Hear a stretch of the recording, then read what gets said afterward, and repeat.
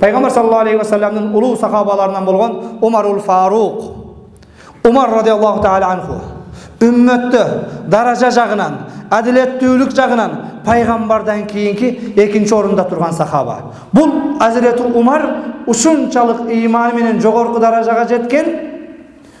Пайгамбар саллаллаху алейхи ва саллам Азирети Умардын кулк мүнөзүн баалап, адеп ахлагын баалап, мен пайгамбарлардын акыркысымын дейт. Мен Мухаммад акыркы пайгамбармын. Менден кийин пайгамбар келбейт.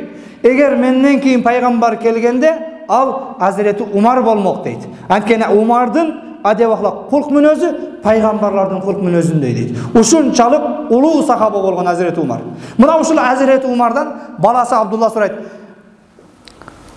Пайгамбар саллаллаху алейхи ва саллам: "О Умар, мени үй бүлөңдөн бала чакаңдан артык көрөсүңбү?" десе, "Артык көрөм я Расулалла" дейт. "Өзүңдөнчү о Умар" десе, Азирети Умар жаңы мусулман болгон. "Жок я Расулалла" дейт. "Өзүмдөн артык көрө албайт экем" дейт. Пайгамбар саллаллаху алейхи ва саллам: "Эй Умар, анда ыйманым толук эмес экен" дейт. Азирети Умар бир аз ойлонгондон кийин: "Я Расулалла, жаным, атам, апам сага курман болсун. Өзүмдөн дагы сени артык көрөм" дейт. Пайгамбар саллаллаху алейхи ва саллам: "Ал-ана я Умар, о Умар, мана эми ыйманым толук болду" дейт. Анын окуяга күбө болуп турган Умардын баласы Абдулла айтат: "О атаке, эмне үчүн жана эле сени өзүм жанымдан артык көрбөйм дедиң эле? Эми өзүмдүн жанымдан да артык көрөм сени я Расулалла деп атасың. Эмне себеп болду?" десе, "О балам, эгер пайгамбар келбесе, мен бүгүн пайгамбардан артык көргөн денем тозоктун түбүндө күйүп өлмөк" дейт. "Мен өзүм жей турган нерсени Кудай деп сыйынып, курсагым ачканда жеп койгон, ушунчалык адашкан тозоктун төрүнө бара турган Умар элем. Пайгамбар келип ыйман тарбиясын бергендиги үчүн бүгүн мусулман болуп отурам" дейт.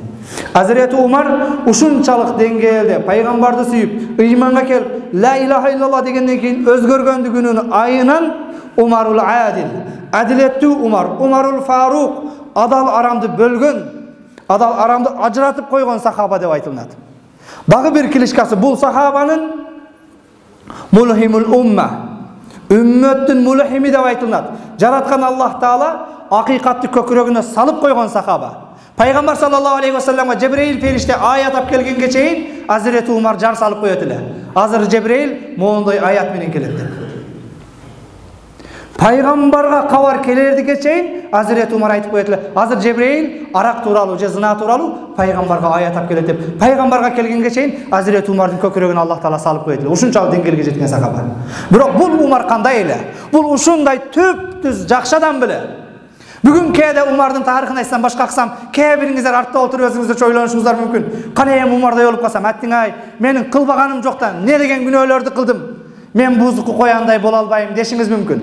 Бирок Умардын тарыхына көңүл бура турган болсок, Умардын исламга чейинки өмүр баянына назар сала турган болсок, меккеликтер балдарын Умар келатат деп коркутат эле. Ушунчалык каардуу, коркунучтуу маселенин барын кылыч менен чечкен, кылычын кынынан чыгарганда бирөөдүн башын албастан кайра салган эмес. Өзүнчө бүгүнкү күндө биздин тил менен айтканда вор закон дейбизби, смотрящий дейбизби, черный дейбизби, белый дейбизби, мына ошол Меккенин атаманы болгон, күзүрү болгон. Кылычын чыгарганда бирөөдүн башын алмайынча кайтып салган эмес.